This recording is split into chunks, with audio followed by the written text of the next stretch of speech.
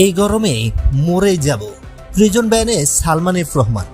ক্ষমতাচ্যুত প্রধানমন্ত্রী শেখ হাসিনার শিল্প ও বিনিয়োগ উপদেষ্টা সালমান এফ রহমানকে কারাগার থেকে ঢাকার আদালতে হাজিরা করা হয়। সঙ্গে ছিলেন সাবেক আইনমন্ত্রী আনিসুল হক ও ঢাকা 13 আসনের সাবেক সংসদ সদস্য সাদেক খান। বৃহস্পতিবার সকাল 9:30টার দিকে ঢাকার কেন্দ্রীয় কারাগার কেরানীগঞ্জ কেন্দ্রীয় কারাগার থেকে তাদের প্রিজন ভ্যানে করে মহানগর দায়রা জজ আদালতে আনা হয়। প্রিজন ভ্যান থেকে প্রথমে নামানো হয় সালমান এফ রহমানকে।